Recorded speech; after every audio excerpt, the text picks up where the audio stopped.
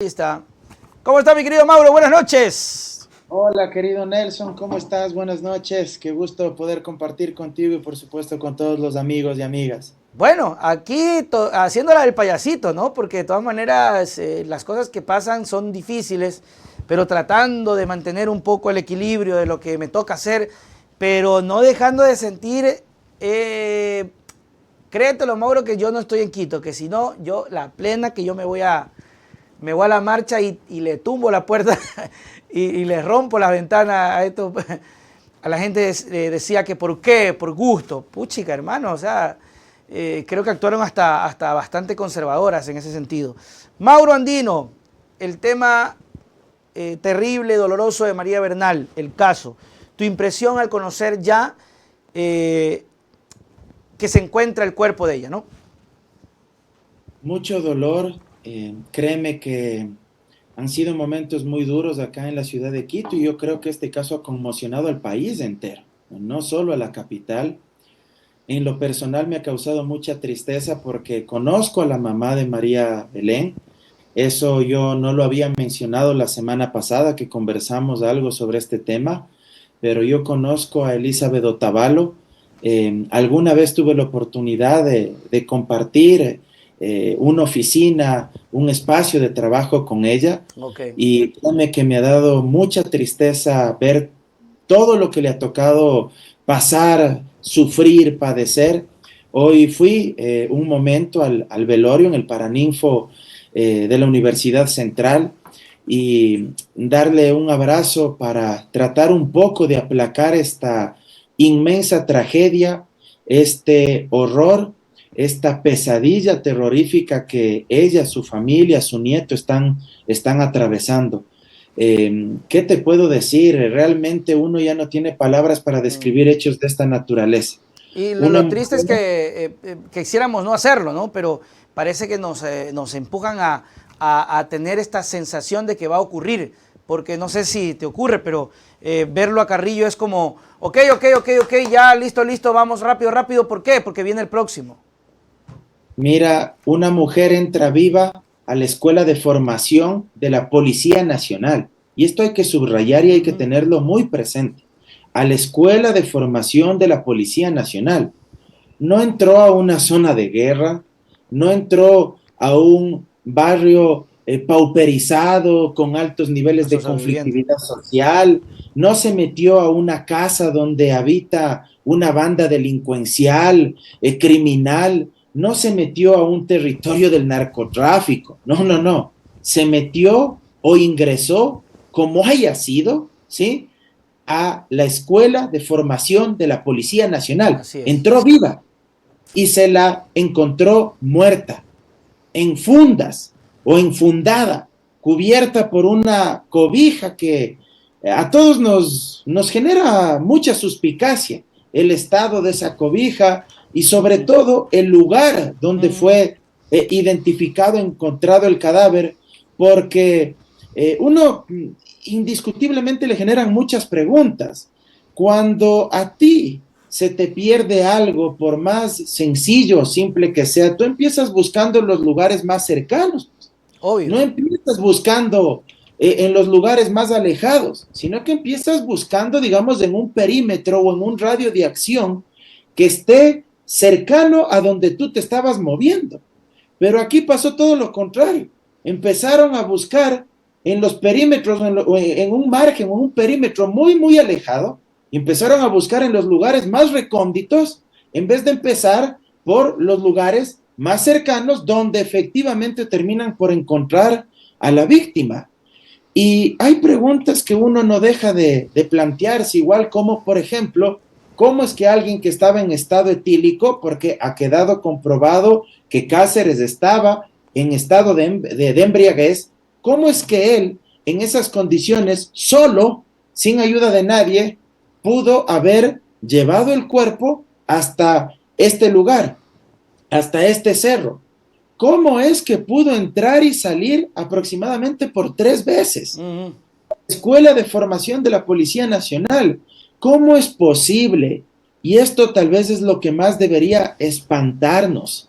que en una escuela donde supuestamente deben formarse policías, durante aproximadamente 20 minutos de lo que se conoce, de lo que ya se ha difundido del expediente fiscal, ningún cadete, ningún teniente, ningún colega de Cáceres haya sido capaz de ir por lo menos a golpear la puerta de la habitación y decirle, oiga, ¿qué pasa aquí? ¿Qué sucede?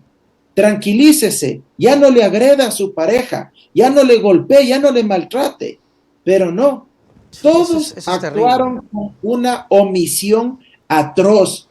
Todos omitieron su deber de actuar como policías, como futuros policías, a pesar de que estaban obligados a intervenir y a evitar que se consume lo que lamentablemente se consumó, que es el asesinato, el femicidio de María Belén Bernal por estrangulamiento, que es lo que ya han determinado los primeros elementos de la autopsia que se ha realizado al cuerpo de María Belén Bernal. ¿Y cómo es posible que luego de eso haya salido campante y nadie haya visto ni observado nada? Entonces aquí me parece, y cierro con esto, en esta parte, que aquí hay muchos más cómplices. Hay otros actores, hombres, mujeres que están involucrados, y no me sorprendería que incluso se puedan ver salpicados determinados agentes del Estado, pero ya de las esferas mucho más altas, mucho más elevadas, porque incluso portales digitales como La Posta, y cito la fuente porque si no pueden pensar que es criterio de uno, que lo leyó por ahí nomás, no. La Posta difundió que un general le sacó a Cáceres con el pretexto de que tenía que ir a cumplir determinadas actividades, pero era únicamente para jugar un partido de fútbol. Luego regresó ebrio y aparentemente habría salido incluso con la anuencia de este general. Entonces son cosas que se deben investigar, que se deben esclarecer, porque caso contrario estamos hablando de la complicidad, reitero, de mandos no bajos, no medios, sino de mandos altos de la cúpula policial. Que incluso debería, llegando el caso de esto, certificarse el propio general de decirlo a la investigación, a sus superiores, al que le sigue, debería hablarlo. Hablando sobre estos 20 minutos que tú bien nos traías a colación, Mauro, ¿sabes qué? Hay otra cosa que no sé si... A mí me da la impresión de que esto ya ha pasado. A mí me da la impresión de que ya ha ocurrido. De que ya han tenido costumbre de que se peleen, ocurran cosas, lleguen cadetes. Porque 20 minutos, Mauro, y encima que alguien diga no te metas en problemas de marido y mujer. O sea, da la impresión de que efectivamente este castillo de Grayskull que denominan ha tenido actividades desde mucho antes y habrá que preguntarse si desde la época de Carrillo, ¿no? Mira, lamentablemente el tema de la violencia de género, de la violencia en contra de las mujeres, es un tema estructural que lamentablemente está arraigado en la sociedad latinoamericana, yo diría que incluso a nivel global, ¿sí? O sea, tampoco es que los países europeos están exentos de esta tragedia, pero en nuestro país, en el caso ecuatoriano, tenemos serios problemas para enfrentar esto que incluso por la Organización Mundial de la Salud ha sido denominado como un problema de salud pública. Ojo, la propia OMS lo ha catalogado como un problema de salud pública. ¿Por qué? Por el alto número de víctimas que día a día, que mes a mes, que año tras año, pierden la vida como resultado de la violencia sistemática que ejercen sus parejas en contra de ellas por el hecho de ser mujeres, por su condición de ser mujeres. Y el delito de femicidio en nuestro país está tipificado con una pena de 22 a 26 años, pero fíjate tú que a pesar de haberse incorporado este tipo penal en nuestro Código Orgánico Integral Penal, esto no ha evitado que se sigan perpetrando este tipo de crímenes. Y yo quisiera dar algunos datos. Yo sé que hoy en la mañana, me parece, le entrevistaste a Tamara Sí, Hidrogo. sí, hoy hablamos. Ella el otro día me compartía algunos datos que, créeme, me espeluznaron, que son producto de la recopilación de varias ONGs, de varios organismos que trabajan, que se dedican a reivindicar las causas de las mujeres, la causa feminista, a luchar contra la violencia de género. Femicidios en el 2022. En Ecuador, desde el 1 de enero hasta el 3 de septiembre, se han registrado, solo de enero a septiembre de este año, 206 muertes violentas de mujeres por razones de género. 206 muertes violentas, desde el 1 de enero hasta el 3 de septiembre. Y habría que agregarle ahora el lamentable caso de María Belén Bernal. Y el caso también de la chica de Tulcán, que lamentablemente este rato me falla la memoria, una chica que estaba con embarazo de 8 meses de gestación y fue asesinada igual por su pareja, Sí. y que la semana pasada se difundió a nivel nacional. De estos 206 femicidios, 32 mujeres habían reportado antecedentes de violencia, 8 mujeres tenían una boleta de auxilio, 13 mujeres sufrieron abuso sexual antes de haber sido asesinadas. Y las edades más frecuentes son de mujeres de 22 años, también hay adultas de 66 años, pero 24 de las víctimas eran menores de edad. Fíjate, entonces 82 mujeres eran madres, dejan en la orfandad a sus hijas, a sus hijos. Entonces, mira, los datos hablan por sí solos. Es una realidad que no podemos seguir ocultando y que lamentablemente hoy se ha visto reflejada en una institución como la Policía Nacional, institución a la cual desde el punto de vista personal yo le tengo mucho aprecio, porque como tú sabes y quienes nos miran y escuchan todos los jueves, mi madre, que en paz descanse, fue policía de tropa. Y me da mucha tristeza que estos malos elementos, no solo que hayan ensuciado el uniforme, no solo que hayan manchado el honor institucional, sino que hayan desprestigiado a sus colegas, porque yo sí creo que hay buenos y buenas policías también. Hay gente honesta, honrada, como en todo, pero creo que este hecho sí nos permite develar también, te lo digo con mucha frontalidad, el estado de descomposición en el que se encuentra la Policía Nacional, porque han querido durante estos últimos días vendernos la idea de que es un caso aislado nomás. Así es, pasional y puntual. La idea, peor todavía han dicho, es que es un crimen pasional. Eso no existe en el Código Orgánico Integral Penal, no es un crimen pasional. Sí, ese es un pensamiento medieval, es un delito de femicidio, es un asesinato por el hecho de ser mujer, por el hecho de ser pareja de este tipo. ¿Sí? Lo que se comete. Y lo que han querido decirnos es un crimen pasional, un hecho aislado, temas que pasan en parejas. No traten de normalizando.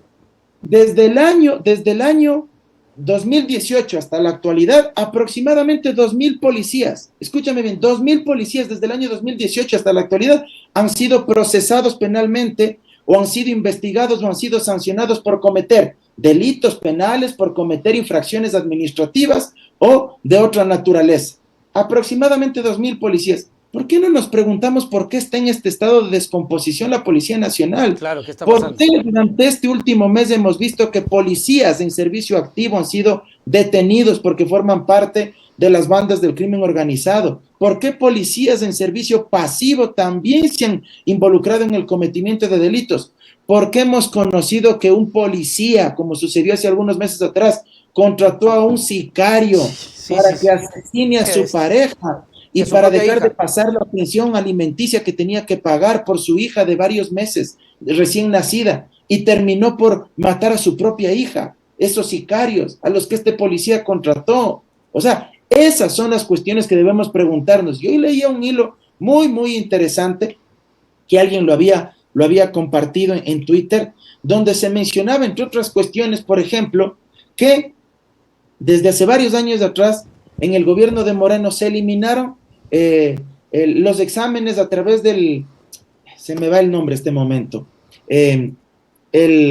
pero que para ingresar a la policía. Para ingresar a la Policía Nacional. Se había eliminado el requisito de pasar la prueba del polígrafo. ¿Por qué eliminaron eso? Si tenía un 92% de efectividad. según varios estudios de distintas universidades europeas y norteamericanas. ¿Por qué eliminaron varios de los exámenes o test psicológicos, toxicológicos, para ver si los que quieren ingresar o no a la Policía Nacional consumen o no sustancias prohibidas, sujetas a fiscalización?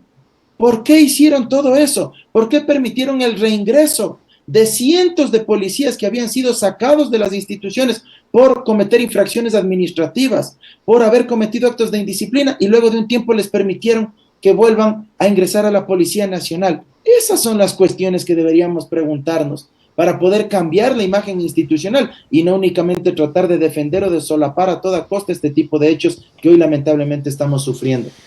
Yo decía, Mauro, que mientras no se reconozca todo lo que tú acabas de mencionar, va a ser en vano y no van a tomar acciones. Y es lo que vemos, ¿no? No hay un reconocimiento efectivamente de que es un hecho desde el propio presidente cuando habló en la ONU diciendo que era un asunto triste, pero nunca dijo que murió dentro de la escuela policial. ¿Qué reflexión te trae el tema de haber entregado demasiado rápido el cuerpo? Hay muchos expertos que mencionan que fue demasiado rápido la entrega del cuerpo a los familiares, cuando tenía que haberse hecho muchos más estudios, y hoy se habla incluso sin comprobación todavía de que se habría detectado algún tipo de ácido dentro del rostro de María Belén. Mira, yo creo que aquí se debería pedir o recurrir a la cooperación internacional, pedir ayuda a la comunidad internacional para que den asistencia penal en materia criminológica, en el tema del peritaje, en las autopsias, en los exámenes que se hagan al cuerpo de la víctima. Porque ¿cómo podemos confiar en que la propia policía se dedique a investigar esto, por supuesto de la mano de la fiscalía, porque la fiscalía es el órgano que lleva adelante la investigación preprocesal y procesal penal? La fiscalía dirige esta investigación, eso no debe estar en duda, pero colabora con la fiscalía la policía. Pues. Claro, ellos son los que ejecutan. La fiscalía, no es que fiscalía tiene un cuerpo aparte o paralelo a la Policía Nacional para que le ayude a investigar este tipo de delitos penales, no. Fiscalía trabaja y realiza estas investigaciones ¿con quiénes? Con la misma Policía Nacional.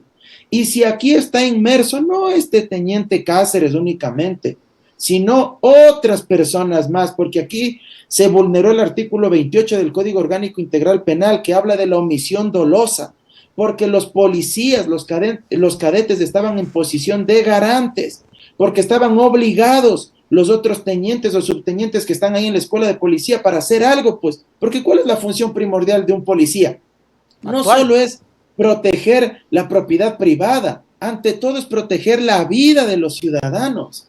Y si estaban escuchando que le estaban masacrando a una mujer, tenían que intervenir, estaban obligados a hacerlo. No como dijo Carrillo, pues, que en una entrevista con el periodista guayaquileño Pocho Harp, le dijo que lo que tenían que derecho era llamar al 911. Qué estúpido. Oye, o sea, es una estupidez que un ministro del Interior diga que la solución para evitar el femicidio era que los propios cadetes llamen al 911, la propia policía llamando al 911. O sea, bueno, ¿qué quieren vernos la cara de idiotas? O sea, la propia policía llamando al 911 en vez de actuar ellos ahí.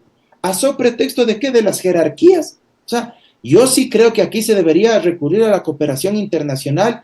Creo también que se debería exigir por parte de Elizabeth Otavalo y su familia la conformación de una comisión de la verdad. Eso te iba a decir. Acompañamiento a esto con integrantes de la academia, de las universidades públicas y privadas de nuestro país, pero también con organizaciones vinculadas a la defensa de los derechos humanos, para que esto se esclarezca y que no vaya a ser que aquí se oculte información o la soga se corte por el lado más débil, porque aunque ciertamente la cadete que está privada de la libertad de este momento, a la que se le vinculó por el delito de desaparición involuntaria, Jocelyn Algo, ¿sí? La que se presume también fue parte fundamental o estuvo en medio de estos hechos, ¿sí? Si bien yo sospecho, colijo, que tiene responsabilidad en lo que aquí se cometió, en el delito que se perpetró, tampoco es menos cierto que no ha de ser pues la única. O sea, Hay una veintena de cadetes, de oficiales que estuvieron ahí igual. Y declararon que escucharon, que es lo Por el peor. lado más débil. ¿Y por qué siempre por el lado más débil? Entonces, fíjate tú, todas las aristas que surgen de estos hechos y que ojalá se haga algo para que esto no quede en la impunidad.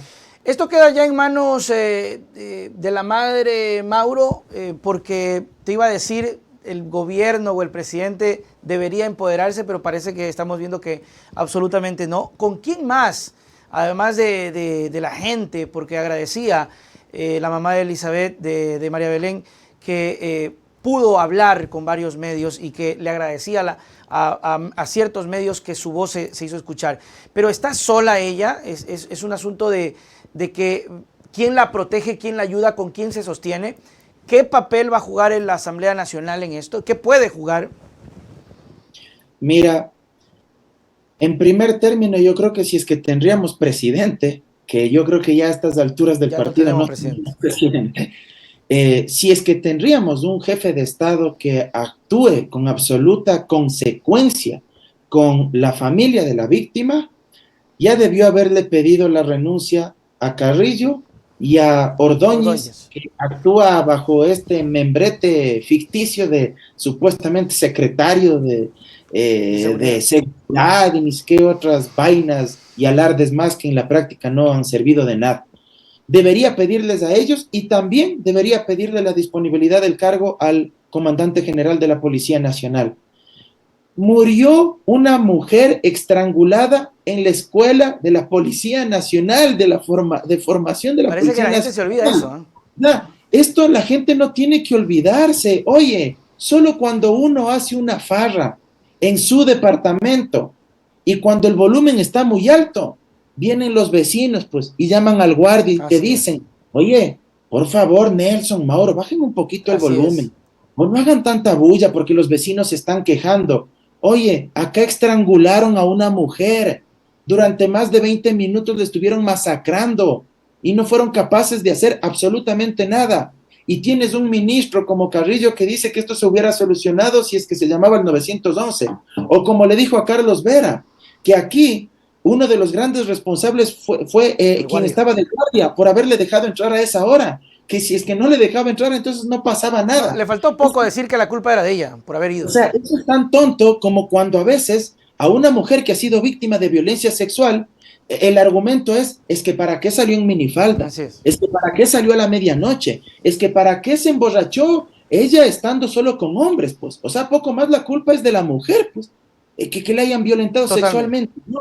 O sea, o que la hayan asesinado. ¿Para qué salió solo con hombres? ¿Para qué se emborrachó? ¿Para qué salió en la noche? ¿Para qué se puso ese vestido tan provocativo? O sea, acá la culpa fue de ella por haber ido a esa hora de la madrugada, la culpa fue del guardia por haberle dejado entrar. O sea, a ese nivel estamos llegando. O sea, créeme que uno ya ni siquiera se puede quedar perplejo con todo esto. Entonces, mira, yo creo que aquí el acompañamiento de la sociedad civil es muy importante para no dejar sola a Elizabeth Otavalo, a su nieto, a su familia.